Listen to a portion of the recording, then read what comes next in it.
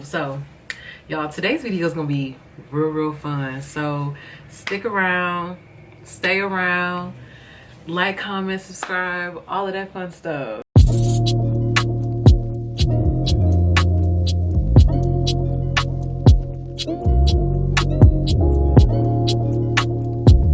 Hi besties. So y'all know how we like to sit on the internet, we like to give our own opinions about stuff, and usually when it's an opinion that the masses don't agree with, we just like to label them as unpopular opinions. Well, I'm gonna retire that a little bit. Instead of calling this video unpopular opinions, because I'm sure I'm not the only person in the world that thinks this, so to call it that is probably not the best wording. However, we're just gonna call it like Desi's thoughts, what I think about certain things, and just, I guess, like my overall take on some stuff.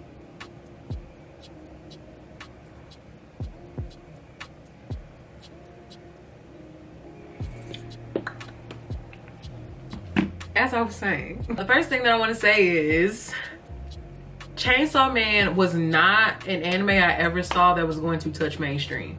And I don't say that because I'm not fond of it. I mean, I am. I very much am. However, that is one of those niche anime that I never would have saw to see like mainstream success or anything like that, because you typically don't see a lot of people that go towards that type of anime within, I would say, within the shonen genre. But because of the intensity of it, you really don't see a lot of people that would flock towards that kind of anime. And I know people are like, oh, the manga fell off, the manga's so mid now. Well, I'm not caught up on the manga yet, so I can't weigh in on that necessarily.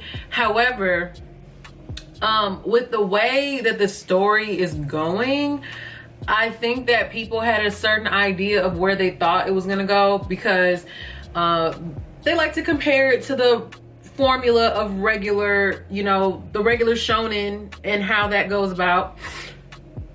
But Chainsaw Man isn't that. So again, I like Chainsaw Man, but I never would have thought to see an anime like this one reach mainstream. Okay, this is gonna be a good one, because I be seeing y'all talk about this and I just be keeping my mouth shut. When y'all talk about sports anime, I be shutting up, because I like sports anime.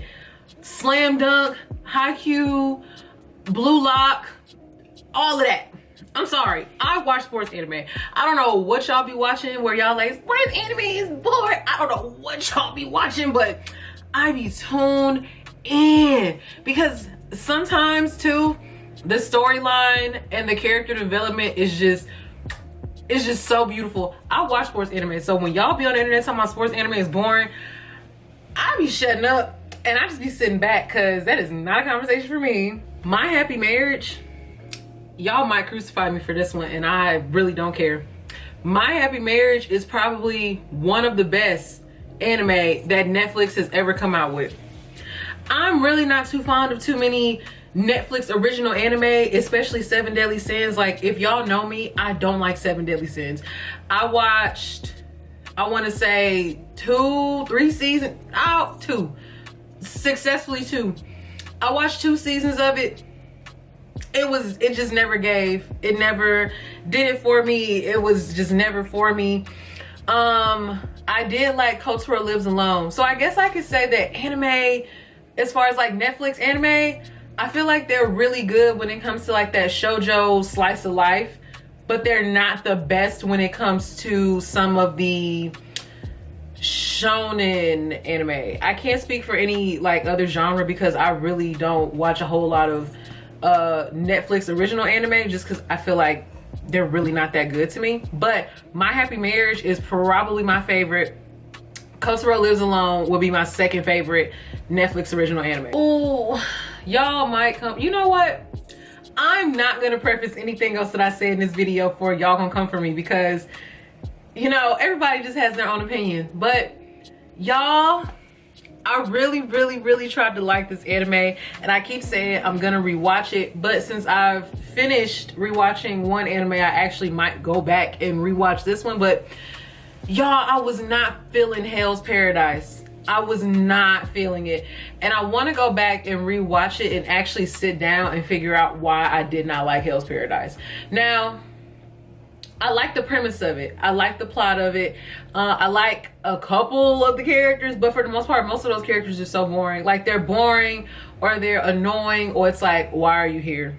You know, it's that kind of thing. Like, but Hell's Paradise wasn't doing it for me. I can tell you right off the bat, one of the things that I really did not like was the pacing of Hell's Paradise, because in the beginning, it was kind of giving like it's gonna move kind of slow, but then the things that needed to be in detail and the things that we needed to talk about and the things that needed to kind of be drug out a little bit was just kind of like that. And I'm just like, what just happened? Like, y'all finna do that and y'all ain't finna, okay, cool. But Hell's Paradise wasn't doing it for me. And it's not like I didn't give it a chance. I'm gonna try again. But Hell's Paradise just was not doing it for me, y'all. I'm gonna go ahead and get this one out the way. To me personally, Demon Slayer is very mid. Now, I understand that that is one of the anime that got a lot of people into anime. It's that anime that got people like wanting to watch it and get more into anime. I'm not gonna take away what it's done for the community. However, the only things that I like about Demon Slayer is the animation and the development. The character development in that show is decent for the most part, but the animation is stunning. Oh my God, the fight scenes are beautiful. The color is gorgeous. Like, don't get me wrong. Like, I love the art style of Demon Slayer. Like, that's what drew me in. Like, that's what made me want to watch it, want to read it, want to get into it. But y'all, I'm sorry, it's just so mid to me. Like I said, the fight scenes are great, the animation is beautiful, but as far as the actual overall story, it's just not for me. This is something that I think will open up a really good conversation amongst the Naruto community, not the Boruto community, because y'all don't like to talk. Y'all just like to get straight to pull up and fight. This is just for the Naruto community, okay? But I feel like Naruto's graduating class, what were they called? The Rookie 9, should not have competed or tested for the Chunin exams at the time that they did. And the reason that I say that is just because I just felt like, yeah, there were some people in that class that were like prodigies and whatnot, but as far as maturity and all that and whatnot, they were not ready for that. Like, they were not ready for the Chunin exams at all whatsoever. And then staying on the topic of Naruto, I was talking to a friend of mine and we were talking about the Sasuke retrieval arc, and she brought up a really good point. She was like, they should have sent some Anbu to go get Sasuke, because y'all really sent kids after the man that just killed y'all leader. Y'all sent 5 kids. Was it 5? Hold on. Who was Naruto, Shikamaru, Kiba, Choji, Neji? 5? Yeah. Y'all sent 5 kids to go handle the man that just took out the 3rd Hokage. By the way, I did not feel bad for the 3rd Hokage, but y'all sent kids. Y'all sent them kids to go get Sasuke back. And y'all sent children to go get Sasuke back. And the crazy part about it is that there was a higher chance of them failing than succeeding. I mean, ultimately they did fail because they didn't bring him back, but they could have died. Like, all of them, I want to say realistically, all of them could have died on that mission. Like, yes, even Naruto, yes, all of them could have died on that mission. And yet, y'all sent these kids, y'all sent Genin to go get Sasuke back. Y'all didn't think about that. Y'all didn't think about that a little bit more clearly. And again, staying in the realm of Naruto, we all loved Jiraiya. We all were sad when he passed. But why do y'all continuously blame Tsunade for that man's death? Like, that wasn't her fault. That wasn't her fault in the slightest. And I don't like how y'all be coming for her whenever people are like, oh, Jiraiya died. It's Tsunade's fault. Leave that lady alone. She was grieving too. That was her homie. Wasn't her lover, her best friend. But y'all cannot keep blaming that lady for that man dying. Like, that was not her fault. Like, please. Like, if anything, y'all need to have that same energy for the ones that jumped him, pain, and actually killed him. Y'all cannot keep blaming Tsunade for that man's death. That is just so crazy to me. They're like, well, she sent him out there. Yeah, we get that. But if y'all are going to blame Tsunade for Jiraiya's death, then there's so many other people that y'all need to cast blames on other people's death. So many other ones. I truly think, okay, so this one we're gonna jump to Jujutsu Kaisen. And do y'all remember that conversation that Geto had with Yuki? What was that? 3 years after that fight that him and Gojo had with Toji? I truly think that had he not had that fight with Toji and been on that close to the brink of death, I don't think that he would have felt the way that he did about non-sorcerers. It was the combination of Toji beating him to near death, the cult that wanted Rico dead, the cult that hired Toji in the first place, and the thought of him having to protect people who weren't sorcerers. But I just feel like had he not gone through that whole thing with Toji, he wouldn't have been around calling everybody monkeys. And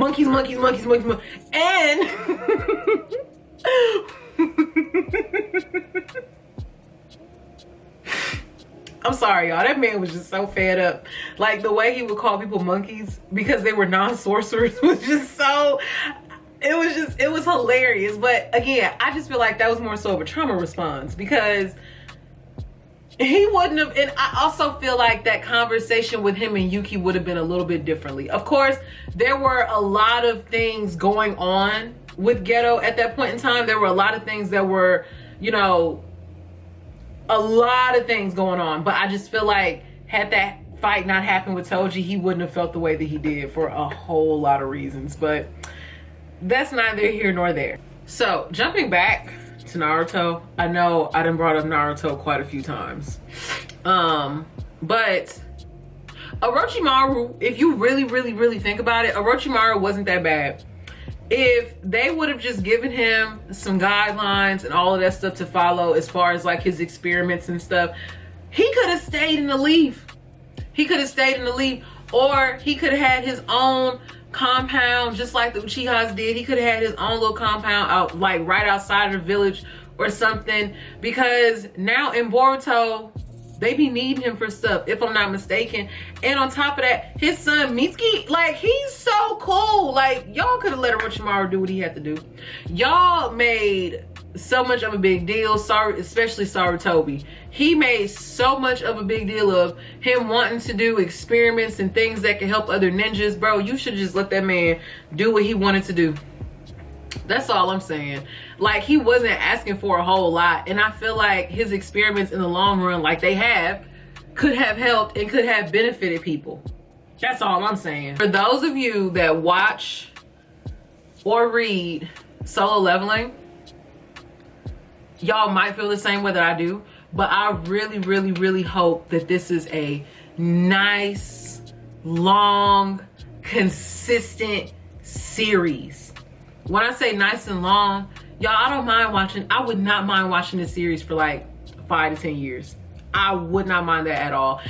It's just, Solo Leveling is so good. If you haven't watched Solo Leveling, or if you haven't checked it out, I believe the manga is at I want to say about 300 something like that chapters. I'm gonna put that in, you know. I'm not gonna hold y'all, I was talking about a completely different manga or manhwa when I was thinking about Solo Leveling.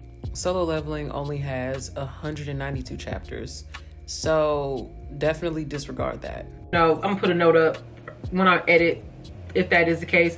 But the anime just started back in January, releasing weekly episodes on Crunchyroll, and I really hope that this is a nice long series. Like I told y'all, I'm a shonen girl. I love a good shonen, and Solo Leveling, the anime, has been so good. It has been such a masterpiece since it dropped. I really, really hope that this is a nice, long, consistent series. I thought this back in high school, and nothing has changed. Collectively in one anime, Bleach got the finest men. Oh my God. Bleach got the finest men. Like, if we talking just a bunch of fine men in one, bro. And when I say collectively, like a bunch collectively fine, I'm talking 5 or more men. It's so many. It's so many. Kubo knew what he was doing. It's just, oh man, it's so many. So many. Like, people talk about Jujutsu Kaisen in a minute, Jujutsu Kaisen, but y'all don't ever bring up Bleach. Like, the Bleach men are just beautiful. Ouran High School Host Club could have been, in my opinion, it could have been better for the dynamic and the things that they were going for within the host club if the twins weren't twins. Because they had that whole brother incest thing going on and whatnot, and I feel like that would have been better if they weren't related. Like, they could have been the dynamic of, like, they could have even just been like 2 best friends, and they could have been the dynamic of like the girls that's into like BLs and stuff like that. Like, they could have been that, but y'all had to make it weird and make them fucking twins. Like, y'all had to make it weird. Like, why would you do that? Like, I'm in the middle of, or I think I'm almost done. I think I got 1 episode left. I went back, rewatched it, because I got a series that I'm starting, and went back and rewatched it. And every time they did something with each other that was like remotely sexual, I'm just like, ugh, like, ew, like, this is so cringe. Like, this is gross. Like, they could have been like 2 best friends, and it still could have, like, especially for how they end up becoming, it still could have worked if they were friends. But Shaw had to make them twins, and it just, it's just so gross. These next few are about to fall into the same category of the same anime. I might go on a slight rant about this, because at this point, especially if you follow me on Facebook, you know how I feel about this anime. You know how I feel about it, and you already know what I'm talking about. And I'm talking about Inuyasha. When I tell y'all I'm about to literally drag this series by its edges, that's exactly what I mean. And when I say like I have a whole series coming, it's probably finna be about 2.5 hours long. Like, I'm gonna review the whole series. I'm gonna give my thoughts. It's been so long since I've watched it, but as of right now, my thoughts about this anime have not changed one single bit. First and foremost, I want to say that despite me not liking the show, there's characters within the show that I like. For starters, of course, we all know that I like Shomaru. We all know that. We all know that I like Naraku. I'm gonna get to that. I'm a fan of Naraku. And I just want to say, why was Kagome's mother and grandfather letting her go? Like, y'all knew where she was going. That girl was 14, and y'all was letting her travel 500 years in the past to go fight demons. Nobody at the school, like, whenever she came back and she had these crazy things and was like, oh, I had this and I had that, y'all didn't think to do a house call or something? Like, why is that girl not in school? Her brother was going to school. Why wasn't she in school? Like, did they not, like, they weren't concerned? Her grades were awful. Like, y'all should have failed that girl. Y'all should have held that girl back. As soon as she was missing 30, 60, 90 consecutive days of school, somebody, y'all didn't talk to the parents. Why was she missing that much school? And this girl is out here fighting for her life. Like, she out here fighting for her life with a half demon, a pervert, and I don't even know what to call Sango, because that girl disappointed me so bad. Of all the men that you had to fall for in that show, you fall for the one that literally was trying to rizz up anybody he came across. That made me so mad. Like, girl, you could have had kids with anybody else, but you chose him. You chose him. Whatever, girl. Speaking of that was one of the things that really, really irritated me about that show. Like, towards the end, when everybody was getting together and, you know, they have like the couples and whatnot, none of those pairings, at least in my opinion. Now, mind y'all, I have not started. I said I was gonna, if y'all caught on to what I was saying at the end of one of my videos, I was saying that I was going to rewatch this series, and I am.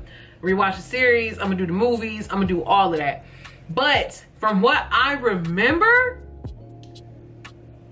it didn't feel organic. It kind of just felt like they were all put together because it was just supposed to happen that way. Like, you get what I'm saying? Like, for instance, like Sango and Moroku. That wasn't organic. Every time they went to a different village, he asking the girl, will you bear my children? And she's getting mad, and Kagome is just kind of like, ew, don't do that. And Sango's like hitting him with her,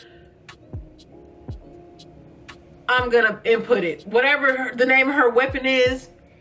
She was getting annoyed, and then all of a sudden, y'all pop up married with kids. I don't know. It's just such bad writing, like really bad writing as far as the romance goes. And this is something that I don't hear people talk about, but I was really just kind of thinking about it. The parallels between Inuyasha and Naraku could have worked so much better, because think about it, y'all. Think about it. Naraku is also a half demon. It doesn't matter how many demons he consumed. It doesn't matter how much more powerful he got. At the end of the day, y'all, that man was still half demon because he was a human. Remember, he was Onigumo. He was still human. And so even though him and Inuyasha didn't become half demons the same way, that was a parallel that I always thought was really cool. Like, they're both half demons and they both want the same thing. And within them both wanting the same thing, they both wanted the Shikon Jewel to some extent please or to be with Kikyo. Y'all could have did that story so much better. That story could have been way better. We wouldn't have needed a reincarnation. We wouldn't have needed Kagome for real. Like, basically, Inuyasha just felt like a feudal Scooby-Doo, and we really did not need that. Had it been two half demons fighting for this woman, and they got basically the same goal in mind for this jewel, and it's a matter of who gets the jewel and who gets the woman. Oh, that would have been so good. Y'all, I'm telling y'all, that would have been, I wouldn't hate it. I would have loved that. But I just feel like, personally, Kagome is such an unnecessary character because, yeah, I get people would be like, well, she could use reincarnation. Yeah, I get that. But they never treated her like a reincarnation for real. Like, they really treated her as her own separate person, and therefore, I'm gonna treat her as her own separate person, and I'm gonna look at her like, I'm sure there were a few times I watched that show and I'm like, damn, that girl is, that is technically her, but it was never like that. Like, they just had the priestess powers. They both could use a bow. Well, Kagome couldn't use a bow. We all saw that. That's how she ended up breaking the Shikon jewel in the first place. But there were things about them that were similar, but Kikyo didn't even like that girl. She didn't even like her. She felt some type of way about her. And it didn't even have to necessarily do with Inuyasha. It just had to do with the fact that she didn't understand what she was getting herself into. And if I remember correctly, Kikyo was trying to tell her that. She was just like, girl, you don't know what you're doing. You sticking your nose somewhere it don't need to be. And then, y'all, when Kikyo died again, Kagome, you sat up and you watched that man cry and kiss another woman in your face? Girl, couldn't have been me. Couldn't have been me, I tell you that. Because guess what? He would have been following her right behind her in the afterlife. That's all I'm going to say. You want her so bad, go get her. Matter of fact, I'm finna send you to her since you want her so bad. Like, he was doing too much. He was holding her a little too tight. It wouldn't have been me. The character development in Inuyasha was so lackluster. So lackluster. When I say character development, because I think that they were trying to, the author, I think what she was trying to do was, how do I put it? Trying to mask over that by continuously giving all of them power-ups, because they all got stronger. They all got stronger. And eventually, because if I would have looked at all of them, including Shippo, if I would have looked at all of them and been like, oh, I can like blow wind and I can beat y'all, but towards the end, they was kind of a force to be reckoned with. So, but then you kind of look back at it and you like, the character development was not there. Like, it's actually really sad and disappointing, like how lackluster the character development was in that series. And that was one of the big things that disappointed me. Now, I'm only gonna say a few things about Inuyasha right now because again, I want to sit down and rewatch the series, but those were the big ones for me. Like, as of right now, as had not rewatching it. And on top of that, Kagome, if I could sit and ask her, girl, why did you constantly pick Inuyasha over Koga? That was just so bad. And she just kept, bro, ain't no way. That man was ready to literally kiss the dirt that woman walked on. And she was just like, no.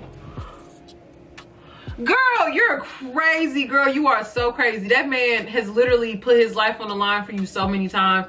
Y'all, just wait till I rewatch this series. Y'all gonna be like, dang, Desi really, she really going in? Yes, I'm going to go in on them because from what I can recall and what I can remember, no thanks. Like, no, I was not gonna pick Inuyasha over Koga. Like, you're crazy. Inuyasha, the final act, was very overwhelming. Or not overwhelming, underwhelming.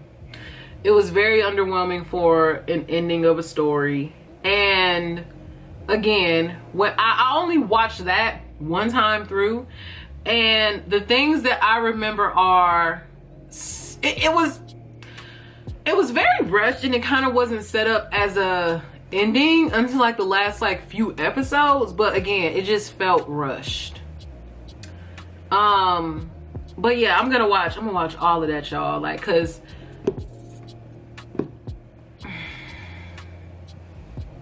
just know I'm a rewatch all of it. Why y'all don't like mechs? I see all the time, and like even my boyfriend personally, he's just like, I don't like mech anime. Why? I like when they fight with giant robots and talk about politics all the time. I don't know, personally, I like it. And when I say like I like mechs, like outside of like Gundam, like I am a big fan of like Eureka 7. I love that anime growing up. And I also like the Full Metal Panic series. I wasn't a big fan of Full Metal Panic. What was it? Fumafu? The more like slice of life one? I really didn't care for that because I'm just like, where's the fighting? Where's the round table political talk? Where's all of that? I do not care about y'all wacky adventures. I want to get down to the nitty-gritty. But yeah, y'all, I personally like mechs. I don't know why y'all don't like them. But I guess more consumption for me. All right, y'all, that's all I got for this video. Be on the lookout for a few more. Now, for my people that watch my BL Talk video when I was talking about Jinx, the reason that I didn't upload anything with this last chapter that came out was because it really wasn't a whole lot that had happened. But when the new chapter drops, I am going to drop a video just to let y'all know. There were things that happened, but again, I just feel like it wasn't enough that had happened for at least like a video discussion. So hopefully when this next chapter drops, then we'll have some more stuff to talk about. We can talk about what we think is going to happen, especially since Jake's new fighter got announced. So that's why I haven't done anything with that yet, but I will be dropping more. I had a couple of technical difficulties, so y'all bear with me, okay? I am my own team. I do my own filming, my own editing, my own everything. So I appreciate y'all so much. Bear with me. Again, I'm getting to 1,000 followers. Oh my God, subscribers. I'm gonna get to 1,000 subscribers. I'm gonna hit that big K, that big 1K before my goal date. I'm gonna get to it. I don't care what it takes. It's gonna happen. So like, subscribe, share, send this to your friends. I would appreciate it so much more than y'all even know. And have a good day, besties. Until next time, bye.